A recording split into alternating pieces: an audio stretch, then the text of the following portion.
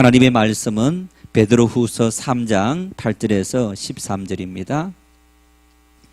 베드로후서 3장 8절에서 13절 한 목소리로 합독하시겠습니다. 사랑하는 자들아, 주께는 하루가 천년 같고 천년이 하루 같다는 이 한 가지를 잊지 말라.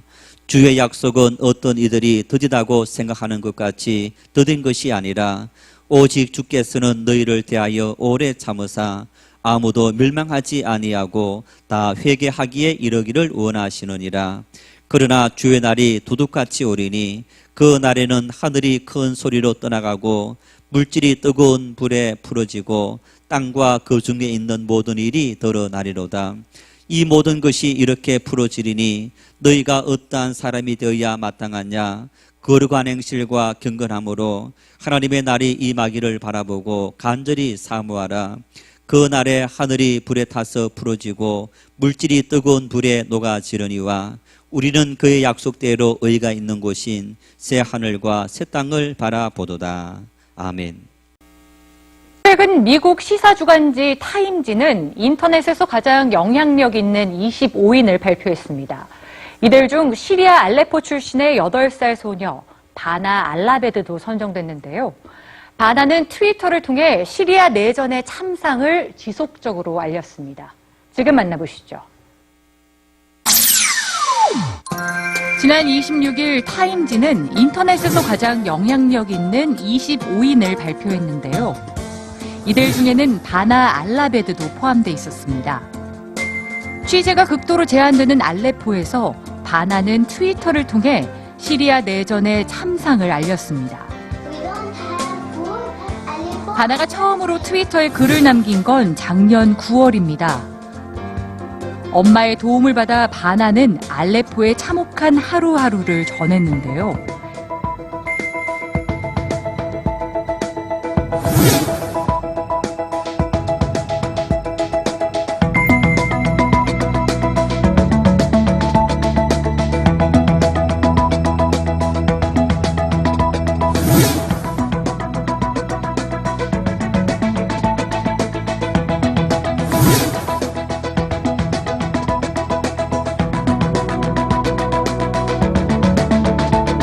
시간이 지날수록 정부군의 공습은 거세졌습니다.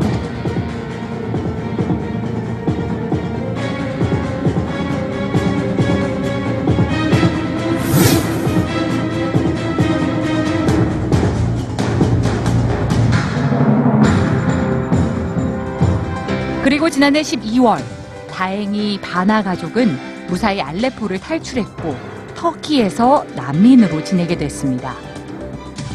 바나는 평화로운 일상을 전하면서도 여전히 알레포에 남겨진 이들을 위해 전 세계에 전쟁을 멈춰달라고 도움을 청하며 평화를 호소하고 있습니다. 바나의 꿈은 교사가 돼서 알레포로 돌아가 아이들을 가르치는 겁니다.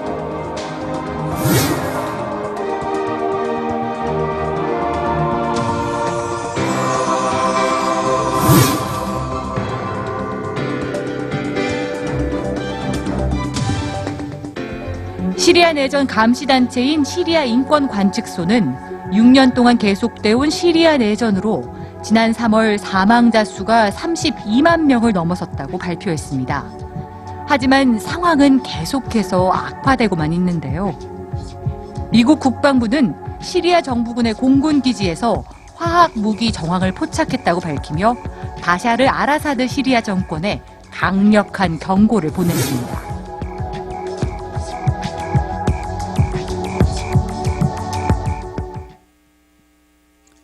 네, 8살짜리 어린 소녀가 인터넷에서 가장 영향력 있는 25명 중에 한 사람으로 포함되었다. 여러분, 우리 교회 8살짜리 우리 꼬맹이들을 보세요. 이 소녀가 작년부터 했으니까 작년에 7살, 이제 초등학교 1학년 아니면 유치원 그런 아이들이죠.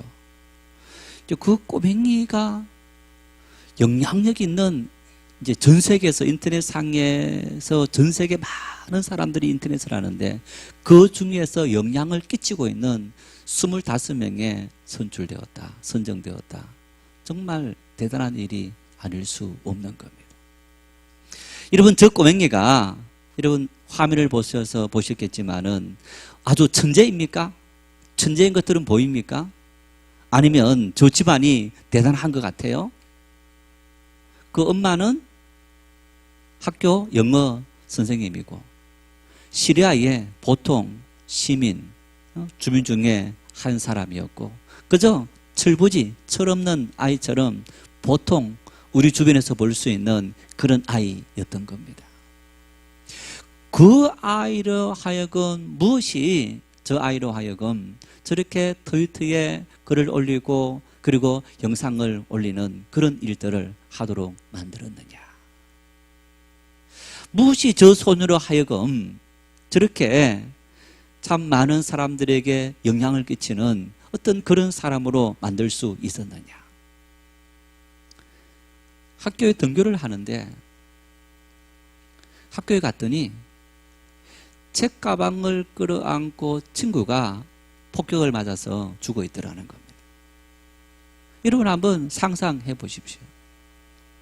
이 어린아이가 이렇게 트위터에 이야기합니다. 안녕, 나 아직 살아있어요. 안녕, 나 아직 살아있어요. 하룻밤 잠을 잤더니 폭격으로 죽어있는 많은 친구들이 있더라는 얘기입니다. 뿐만 아닙니다.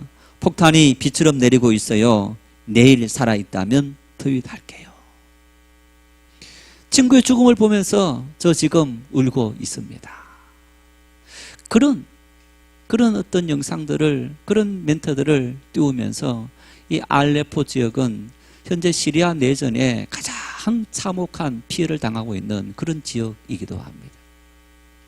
그 알레포에 외국의 기자들이 거의 들어가지 못하는데 이 소녀가 올린 그 글들을 통해서 기자들이 이제 각종 글들을 쓰고 있답니다. 그래서 이 소녀가 영향력 있는 25명 중에 한 아이로, 한 사람으로 선정되었다. 그렇게 이야기하는데 무엇이 이 아이로 하여금 이렇게 일을 하도록 만들었느냐.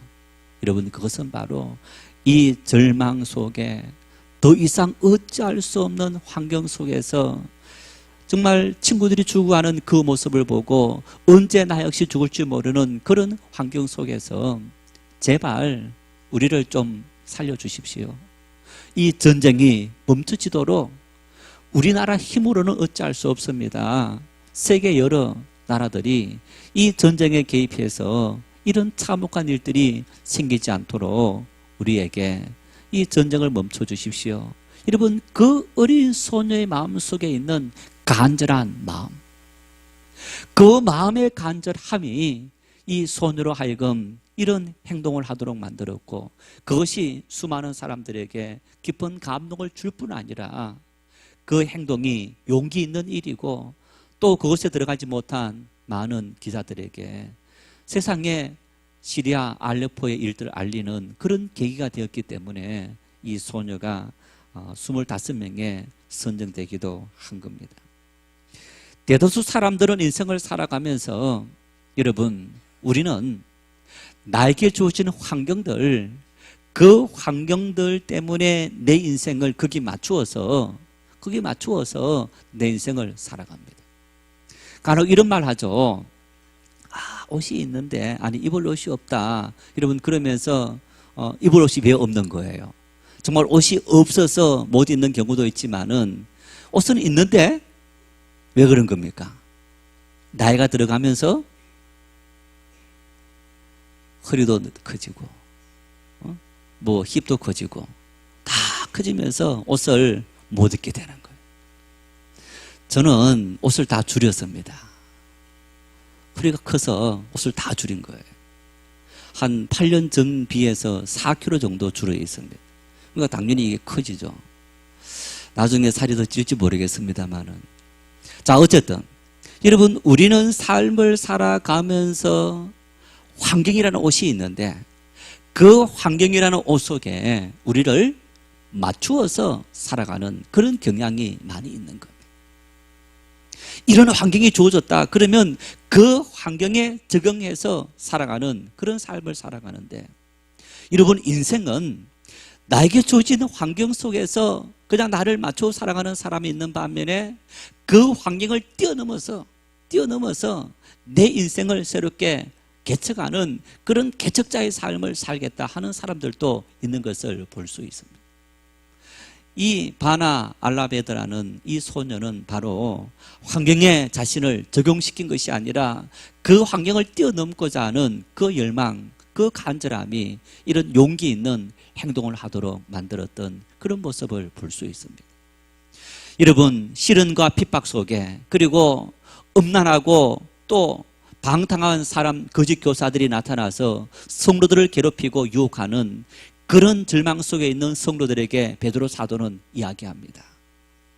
하나님의 심판은 분명히 있을 테고 영원한 천국이 우리를 기다리고 있기 때문에 너희들이 저들의 말을 듣고 낙심하고 절망하고 좌절하지 말아라.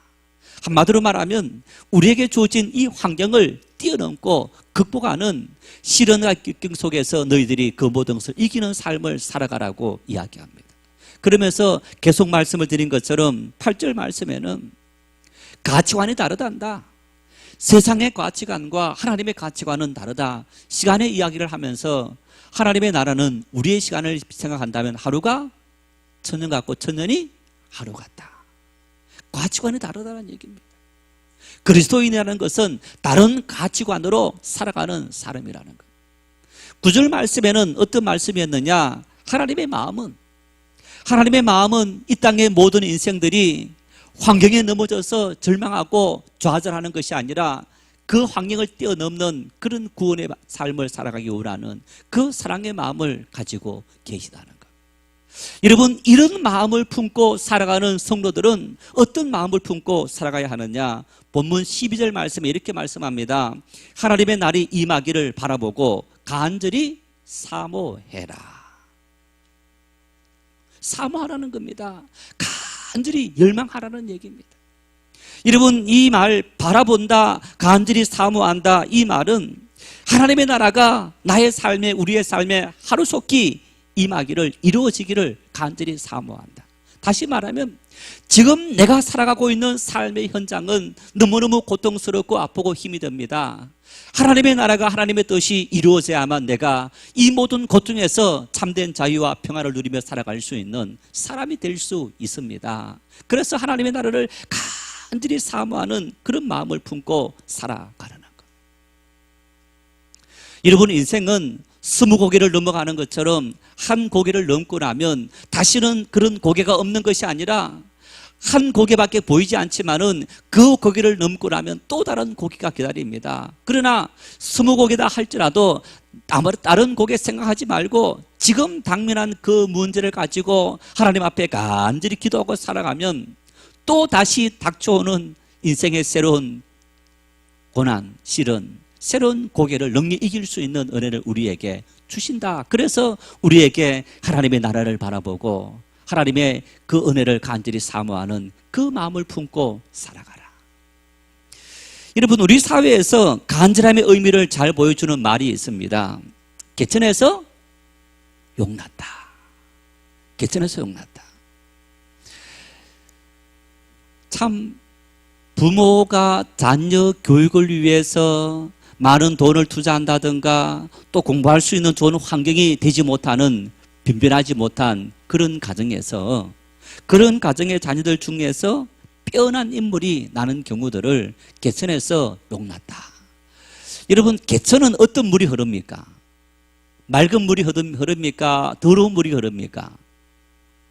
개천에서 용났다. 이 개천은요, 허드렛 물, 우리 가정에서 사용한 그런 물들이 흐르는 곳을 의미하는 겁니다. 그래서 그런 어떤 깨끗하지 못하고 능력이 없고 힘이 없는 그런 가정에서 빼어난 인물이 났다 했을 때에 개천에서 용났다, 그렇게 말합니다. 자, 여러분 보세요. 개천이라는 그 환경은 굉장히 어려운 환경입니다. 절망의 환경이고 모든 것을 포기할 수 있는 그런 환경입니다. 그런 환경에서 빼어난 인물이 되었다는 것은 여러분, 그 인물이 환경 탓입니까? 본인 탓입니까? 본인 탓인 거예요. 어떤 마음이었을까요? 정말 다른 사람들보다 더 못나고 힘들고 어려운 이 환경에서 탈출하고 싶다. 뭔가 인생 역전을 이루고 싶다. 뭔가 저 사람들처럼 나도 한번 저런 인생을 빼어난 사람들처럼 나도 한번 살아보고 싶다라는 그 마음의 간절함, 그 간절함이 개천같이 변변치 못하는 그 환경 속에서 뛰어난 인물을 만들어내는 그런 원동력이 되어지는 겁니다. 같은 환경이라도 같은 환경에서 똑같은 것을 타고 태어났고 능력도 비슷한데 간절함이 있는 사람은 용이 되기도 하고 간절함이 없는 사람은 그저 개천에서 살아가는 그런 인생이 될 수밖에 없더라는 겁니다. 우리가 살아오는 세상도 그러한데 여러분뿐만 아니라 하나님 앞에서 역시 마찬가지입니다. 하나님 앞에서 우리의 모든 기도와 응답받는 것, 그 응답의 비결 속에 나는 기도했는데 왜 하나님께서 응답해 주지 않고 저 사람을 응답해 주느냐, 그 차이는 바로 간절함의 차이인 겁니다. 사무엘상 1장에 한나 사건 이야기가 나옵니다. 사무엘 어머니 한나. 여러분, 사무엘 어머니 한나는 남편 엘가나와 함께 이제 두 명의 아내가 있습니다. 한나와 버니나라는 두 아내가 있습니다. 그런데 이 버니나는 자식이 있었는데 한나는 자식이 없었어요. 그래서 한나가 늘 슬퍼하는데 이 남편 엘가나가 한나를 특별히 사랑하면서 뭐 어떤 이제 물건을 준다든가 하더라도 더 많이 나눠주는. 그래서 이 한나를 위로하면서 당신한테는 내가 남편이자 자식이다 생각하고 살자라고 위로했지만은 한나의 마음이 슬펐습니다. 왜냐하면 유대인들은, 이 당시 유대인들은 자식을 못 낳으면 그것이 여자 책임이었습니다. 내가 죄인이기 때문에 하나님께서 나에게 자식을 주지 않았다. 그 마음을 가졌던 겁니다. 그리고 여러분, 두 명의 아내가 있는데 누가 큰 소리 치겠습니까? 자식이 있는 여성입니까? 자식이 없는 여성입니까? 자식이 있는 여성입니다. 이 버린 날은 한나가 자식이 없으니까 자식 있다고 교만하고 우쭐대면서 이 한나를 핍박하는, 그래서 한나가 마음속에 격분도 생기면서 그래서 어디 갔느냐? 하나님의 성전에 간 거예요. 자, 여러분, 한나의 모습을 우리가 말씀을 통해서 확인할 수 있는데 사무엘상 1장 10절입니다. 같이 읽겠습니다. 한나가 마음이 괴로워서 여호와께 기도하고 통곡하며 13절입니다. 한나가 속으로 말하며 입술만 움직이고 음성이 들리지 아니하므로 엘리가 그가 취한 줄로 생각한지라. 여러분, 자, 이 모습을 한번 상상해 보면 한나가 앉아서 있는데 입은 그냥 막 이렇게 중얼중얼 거리는 것 같아요. 입은 자꾸 움직이는데 소리도 나지 않고 계속 앉아 있는 거예요. 자, 술 취한 사람들 중에서 여러분 술 취하면 어떻습니까? 술 취한 사람이 앉아있으면 꼿꼿이 앉아있습니까? 어떡합니까?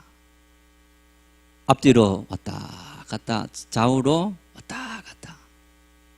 그렇지 않습니까? 여러분, 기도하시는 분들이 자, 앉아서 기도하는데 1시간, 2시간, 3시간 기도하면 어떻게 기도합니까? 가만 움직이지 않고 기도합니까? 앞뒤로 왔다 갔다, 좌우로 왔다 갔다 이렇게 기도합니다. 한나는 기도 삼매경에 빠져 있는 거예요. 하나님, 나는 지금 견딜 수 없습니다. 저 버니나의 조롱과 그리고 나를 격분시키는 그것도 견딜 수 없고, 하나님, 내가 어떤 죄가 있기에 나에게 자식을 주지 않습니까? 어쩌면 그런 모든 것들을 내어놓고 이제 더 이상 하나님, 내가 어떻게 살아갈 이유조차 없습니다. 그런 절박한 심령 속에 이 한나는 간절한 마음으로 기도하는, 그런 한나의 기도는 엘리 제사장이 보았을 때 지금 저 여인이 대낮부터 술을 마시고 술 취해서 지금 앉아있구나 할 정도로, 여러분, 그 말 속에는 다른 사람이 뭐라 하든지 신경 쓰지 않고 하나님 앞에 간절히 기도하는 그 어떤 한나의 기도. 옛날에 뭐 옛날뿐만 아니라 여러분 우리 주변에서 종종 볼 수 있죠. 예를 들어서 질병으로 또 노안으로 돌아가실 때도, 그때도 우리가 가슴이 아파서 정말 통곡하기도 하는데, 아직 젊은 사람이 목숨을 잃었을 때 얼마나 통곡합니까? 기차가 지나가는데 기차를 타고 광주를 갔을 때 기차가 한 곳에 가서 세워서 오랫동안 움직이지 않습니다. 사람들이 막 내려서 봤는데 철길에 놀고 있던 두 아이를 치인 겁니다. 그러니까 어린 아이들이 거기 놀고 있다가 기차가 온 것을 피하지 못하고 다 죽은 거예요. 그 엄마가 쫓아와서 떼굴떼굴 구르면서 통곡을 하는 거예요. 여러분, 수많은 사람들이 지금 지켜보고 있는 거예요. 부끄러웠어. 그 순간 그 여인에게 아들을 둘을 잃었는데 어떻게 부끄러운 생각이 날 수 있습니까? 아무런 생각이 나지 않는 거예요. 지금 한나의 마음이 그런 마음이었던 겁니다. 내 마음 속에 그런 통곡과 그런 어떤 정말 슬픔과 하나님의 은혜가 아니고는 내가 더 이상 생존할 수 없을 정도의 그런 상태가 되어 있습니다라는 그 간절함. 여러분, 그 간절한 기도 속에 하나님께서 응답해 주셔서 사무엘을 선물로 주시는 거예요. 그 사무엘을 하나님 앞에 엘리 지상 앞으로 들어가서 내가 나실린으로 이 아이를 얻었는데 하나님께서 이 아이 앞에 드립니다. 그러자 하나님께서 그에게 3명의 아들과 2명의 딸 하나님 선물로 더 주신 그런 은혜와 축복을 한나가 누렸던 것을 볼 수 있습니다. 여러분, 수많은 믿음의 사람들이 하나님 앞에 자신의 간절한 마음을 표현하기 위해서 어떻게 합니까? 솔로몬은 1000번제를 드리면서 하나님 앞에 간절함을 표현했습니다. 이스라엘 백성들은 애굽에서 고통을 받고 있을 때에 그들이 하나님 앞에서 부르짖고 그 부르짖음이 하나님 앞에 상달되어서 하나님께서 모세를 민족의 지도자로 세우시고 이스라엘 백성을 그 고통에서 해방시키시고 가나안 땅으로 인도하셨던 그 하나님. 여러분, 하나님은 우리의 간절한 기도를 들으시고 그 마음의 열망 속에 응답하시는 그런 하나님이시라고 말씀합니다. 예수님께서도 마찬가지입니다. 마태복음 7장 9절에서 11절 말씀을 같이 읽겠습니다. 너희 중에 누가 아들이 떡을 달라 하는데 돌을 주며 생선을 달라 하는데 뱀을 줄 사람이 있겠느냐? 너희가 악한 자로도 좋은 것으로 자식에게 줄 알거든 하물며 하늘에 계신 너희 아버지께서 구하는 자에게 좋은 것으로 주시지 않겠느냐? 이 말씀은 예수님께서 마태복음 7장 7절 8절 말씀에 그렇게 말씀합니다. 구하라 찾아라 두드리라. 구하는 자가 얻을 것이요 찾는 자가 찾을 것이요 두드리는 자에게 열릴 것이니라. 이 말씀에 이어서 주님께서 이 말씀을 하신 거예요. 그러니까 구하고 찾는다 두드린다 무슨 말입니까? 간절함으로, 하나님 앞에 간절함으로 너희가 구하면 찾으면 두드리면 하늘의 아버지는, 세상의 아버지도 간절히 찾으면 떡을 달라 할 때 돌을 주지 않고 떡을 주고 생선을 달라 할 때 뱀을 주지 않고 생선을 주는데 하물며 하늘에 계신 너희 아버지께서 너희에게 구하는 것을 주시지 않겠느냐? 더군다나 요한복음 3장 16절에 하나님께서 독생자 예수님을 십자가 못 박혀 보내시기까지 사랑하시는 그 하나님께서 여러분, 우리가 목숨을 내놓고 구하는 이 간구한 간절한 기도에 응답하시지 아니하시겠느냐? 간절함으로 간구할 수 있기를 바랍니다. 우리의 모든 신원을, 우리의 모든 아픔을, 우리의 모든 고난을, 우리의 모든 고통을 하나님 앞에 그저 구하지 마시고 간절함으로 간구할 수 있기를 바랍니다. 그런데 여러분, 이 간절히 사모해라라는 말은 헬라 말 속에서 재촉하다 이런 의미도 있는데 이 말 속에 이런 의미가 있답니다. 회개라는 의미가 있다는 거예요. 회개라는 의미. 무슨 얘기입니까?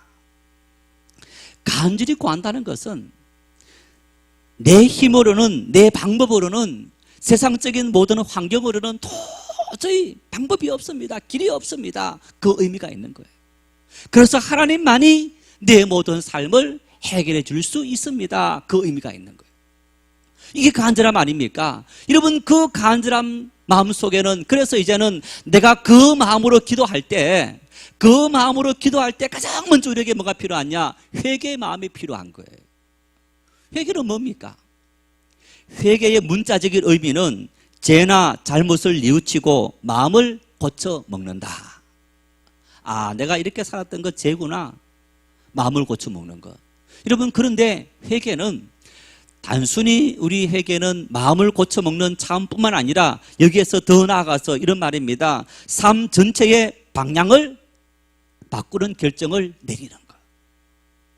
삶의 방향을 완전히 바뀌고 내 마음과 행동이 완전히 변화되는 것. 자, 여러분, 요즘은 그런 경우들이 별로 없지만은 예전에는 이제 대가족 제도에서 이제 시어머니하고 며느리 같이 살다 보니까 고부간의 문제가 많이 생겼습니다. 고부간의 갈등이 많이 생겼어요. 며느리들 중에서 와, 우리 시어머니는 교회에서, 우리 권사님들 죄송합니다. 용서해 주십시오. 존경받는 권사님인데 아니 집에만 오면 꼬작꼬작한 시어머니가 된다는 거. 자, 그 시어머니 권사님이 교회 와서 하나님, 제가 우리 며느리 또 이렇게 꼬장꼬장하게 괴롭혔거든요. 하나님 죄송합니다. 용서해 주세요. 회개했어요. 회개했습니까? 자, 했습니다. 집에 가서 또 꼬장꼬장한 권사님이 되면, 시어머니 되면 회개한 겁니까? 안 한 겁니까? 안 한 거예요. 안 한 거예요. 내가 정말 회개했다면, 하나님, 내가 꼬장꼬장한 시어머니였군요. 이제부터 우리 며느리 딸처럼 사랑하고 참 내가 잘 해주겠습니다. 그렇게 내가 회개했다면 가서는 그렇게 해야 되는 거예요. 자, 여러분, 하나님, 내가 한 주간 살아가면서 지금까지 살아오면서 내가 전도해야 되는데 전도하지 못했군요. 용서하십시오. 하나님, 회개합니다. 그래놓고 다시 살아가면서 전도 전혀 안 하면 회개한 겁니까? 안 한 겁니까? 회개 안 한 거예요.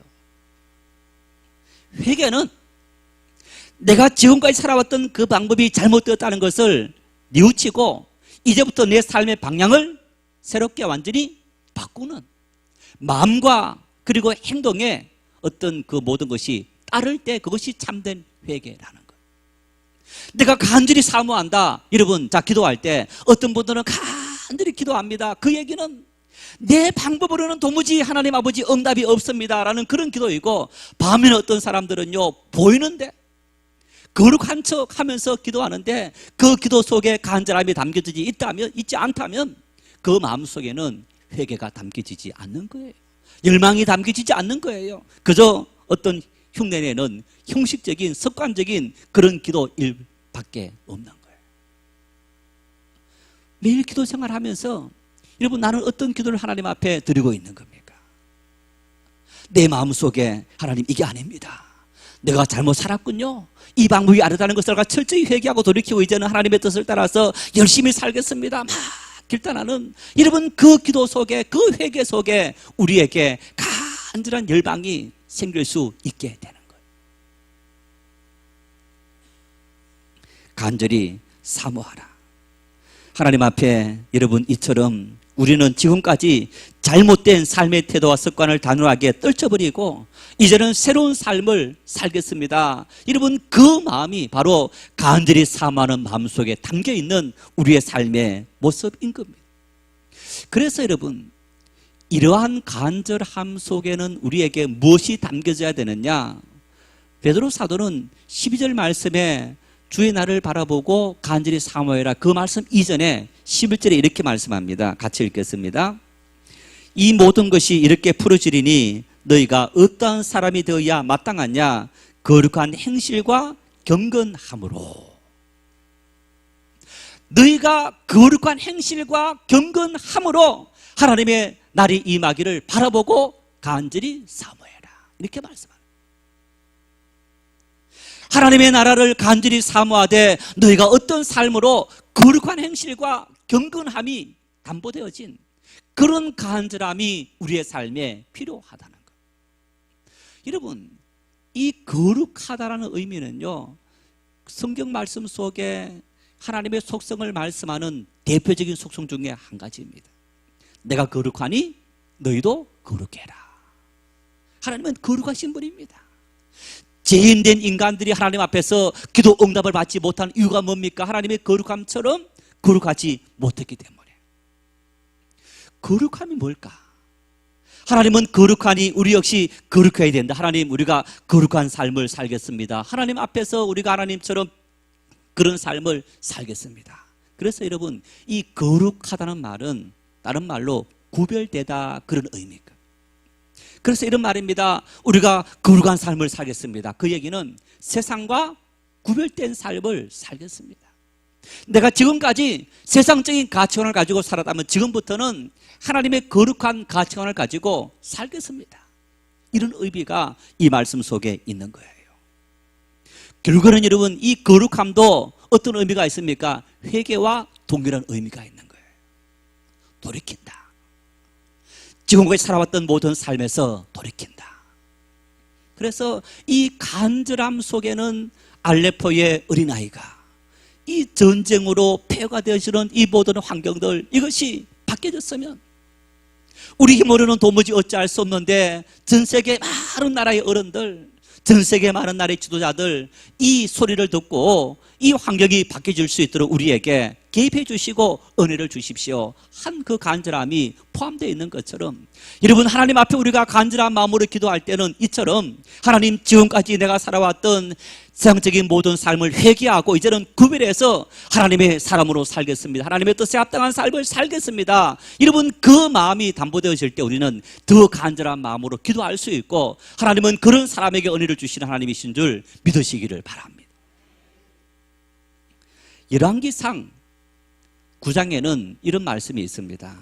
여러분, 열왕기상 8장은 솔로몬 왕이 다윗의 아버지 다윗을 이어서 왕이 되고 다윗의 소원처럼 하나님의 성전을 건축하는 일을 합니다. 그리고 솔로몬이 열왕기상 8장에 하나님 앞에 기도합니다. 성전 봉헌식을 하고 기도하는데 이렇게 기도합니다. 하나님이여, 이 백성이 이 거룩한 성전에서 하나님 앞에 기도하거든요. 하나님께서 들으시고 응답해 주십시오. 구체적으로 기도합니다. 하나님, 가난해서 이 백성이 손이 비어 가난한 중에 하나님께 와서 기도하거든요. 하나님께서 들어주시고 부유하게 도와주십시오. 이 백성이 혹시나 죄를 지어서 하나님 앞에 와서 회개할 때 하나님께서 우리 기도를 들으시고 용서해 주십시오. 이 백성이 적들의 애호삼을 당해서 어려움을 당할 때에 하나님, 이 성전에서 기도하거든요. 하나님께서 적들을 물리치고 우리를 구원해 주십시오. 여러분, 솔로몬이 하나님 앞에서 예루살렘 성전을 봉헌하고 그 기도를 올리자 하나님의 영광이 그 성전 가득히 임했다고 말씀합니다. 그리고 하나님은 솔로몬에게 말씀하십니다. 열왕기상 9장 3절 말씀 같이 읽겠습니다. 여호와께서 그에게 이르시되 내가 내 앞에서 간구한 바를 내가 들었은즉 나는 내가 건축한 이 성전을 거룩하게 구별하여 내 이름을 영원히 그곳에 두며 내 눈길과 내 마음이 항상 거기에 있으리니. 여러분, 하나님께서 솔로몬의 기도를 들으시고 어디에 하나님께서 함께 계신다고 말씀합니까? 하나님의 성전에, 구별된 하나님의 성전에.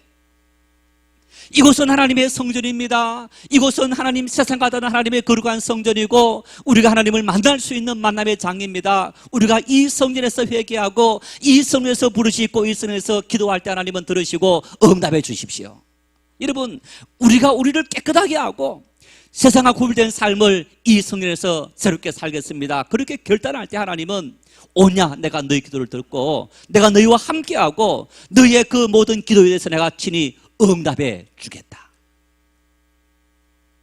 반면에 열왕기상 9장 6절에서 7절 말씀은요, 만일 너희가 돌아서서 내 뜻을 따라 살지 않고 세상의 방법을 따라 살아간다면 내가 너희에게 손을 떼고 너희가 세상 속에서 뷰승거리와 속담거리와 이야기거리가 되도록 하겠다, 그렇게 말씀합니다. 다시 말하면 너희가 이 성전의 구별된 거룩함을 잃어버린다면 내가 이 성전에서 너희와 함께하지 않고 너희를 떠나버리겠다. 여러분, 구약 성경을 읽으시면 하나님은 어떤 사람에게 하나님께서 은혜를 주셨느냐? 거룩하게 자기를 세상과 구별해서 하나님의 말씀 앞에 설 때 하나님은 그 성도에게, 그 민족에게, 그 사람에게 복을 줬던 것을 볼 수 있는 거예요. 결국에는 간절한 기도 속에는 세상과 나를 철저하게 구별시키고 하나님 말씀 앞에 온전히 돌아와서 그 말씀을 따라서 하나님 앞에 온전히 서겠습니다. 여러분, 그런 민족, 그런 사람에게 하나님은 은총을 베풀어 주시는 그런 아버지이시다. 하나님 앞에 올 때마다 그 마음을 갖고 오시기를 바랍니다. 그 마음을 가지고 기도하시기를 바랍니다. 그 마음을 가지고 하나님 앞에 섰을 때에 우리에게 주시는 모든 환경을 능히 이기고 승리하는 삶을 살아갈 수 있도록 은혜를 주시는 겁니다. 시편 117편 9절 말씀 같이 읽겠습니다. 그가 사모하는 영혼에게 만족을 주시며 줄인 영혼에게 좋은 것으로 채워주심이로다. 할렐루야. 하나님은 어떤 사람에게 은혜를 주신다고요? 사모하는 영혼에게, 줄인 영혼에게. 하나님의 은혜가 갈급합니다. 하나님의 사랑이 갈급합니다. 하나님의 말씀이 갈급합니다. 하나님의 도우심이 갈급합니다. 내 힘으로 아무것도 할 수 없고 내 능력으로 할 수 없는 인생인 것을 고백하고 하나님 앞에 내 모든 것을 온전히 맡깁니다. 여러분, 그런 하나님 앞에 줄인 영혼, 하나님 앞에 갈급한 영혼. 그래서 여러분 시편 42편에도 하나님이여 시냇물, 사슴이 시냇물을 찾기에 갈급한같이 내 영혼이 주를 찾기에 갈급하니이다. 목마른 사슴이 시냇물을 찾기에 간절한 마음으로 바라는 것처럼 내 영혼이 하나님의 은혜를 갈급하고 하나님의 사랑을 갈급하는 그 마음을 품고 삽니다. 여러분, 그런 갈급한 마음을 가지고 세상의 모든 방법을 내려놓고 주님께 우리를 맡긴다면 하나님은 능히 우리의 모든 삶에 은혜를 주시고 우리의 삶을 편하게 하시는 그런 은총을 누릴 수 있게 되는 겁니다. 우리 모두 이런 하나님의 은혜의 축복의 주인공들, 그런 여러분 가정들이 될 수 있기를 축원합니다.